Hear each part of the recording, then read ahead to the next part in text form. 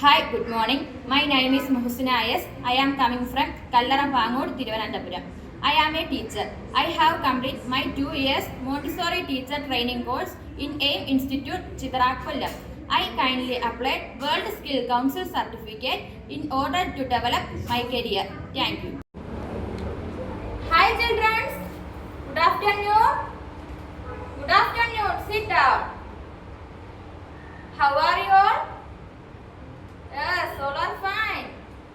Have you lunch? എല്ലാരും lunch കഴിച്ചില്ലേ? Food ആരെങ്കിലും വേസ്റ്റ് ചെയ്തോ? ഫുഡ് വേസ്റ്റ് ചെയ്യില്ല. നമ്മള് 3 നേരത്തെ ഫുഡും കറക്റ്റ് സമയം കഴിക്കണം.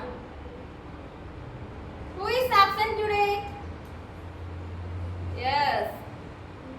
Today happy? Very good. Take your English notebook. Are you complete homework? Yes, very good. Rahul, show me homework. Well done, boy. Nandana, show me homework. Yes, correct.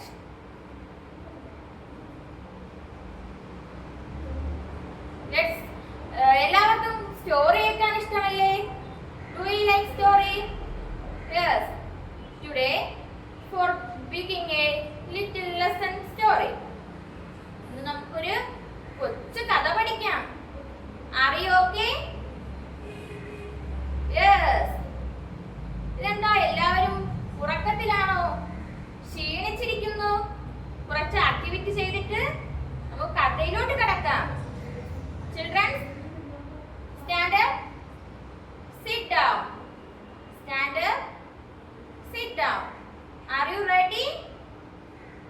Yes, okay.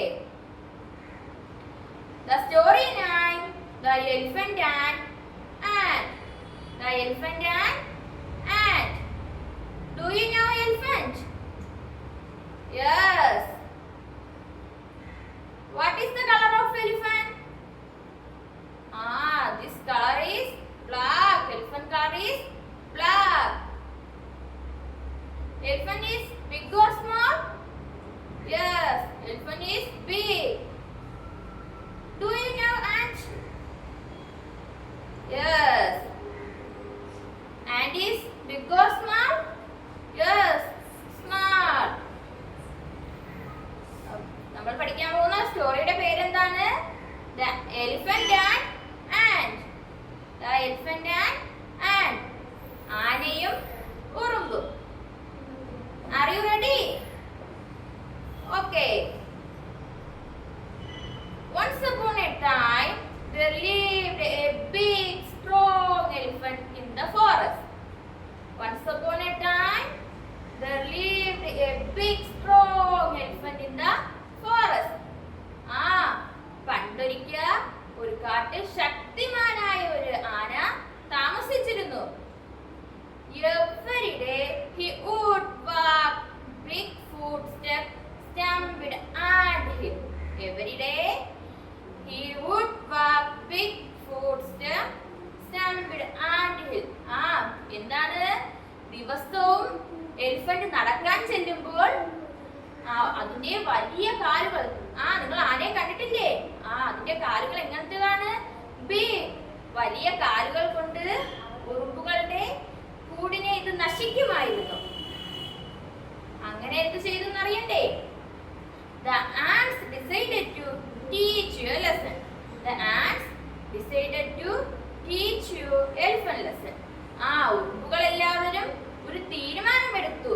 എന്താണെന്ന് അറിയണ്ടേ? എലിഫന്റിനെ ഒരു പാഠം പഠിപ്പിക്കാനായി.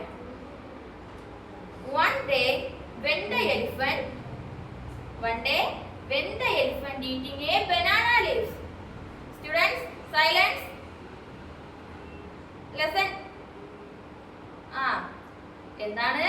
One day when the elephant is banana leaves, a few ants started beating him. എന്താണ് ചെയ്തത്? ഒരു ദിവസം ആന വാഴയില കഴിക്കുകയായിരുന്നു. ആ സമയം എന്ത് ചെയ്തു? ഉറുമ്പുകൾ തീരുമാനിച്ചതുപോലെ ആൻഡ് എലിഫന്റിനെ കടിച്ചു. ആ എന്താണ്? ആൻഡ് എലിഫന്റിനെ കടിച്ചു. Are you ready? Understand? Once again, once upon a time, there lived a big strong elephant in the forest. Every day he would walk big footsteps down an ant hill. The ants decided to teach you elephant lesson.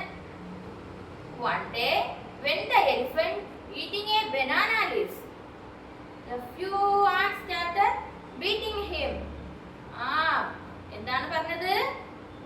Ans എലിഫന്റിനെ കടിച്ചു. അപ്പോൾ എന്ത് ചെയ്യും? ആൻസ് നമ്മളെ കടിക്കുമ്പോൾ നമുക്ക് വേദനിക്കൂലേ?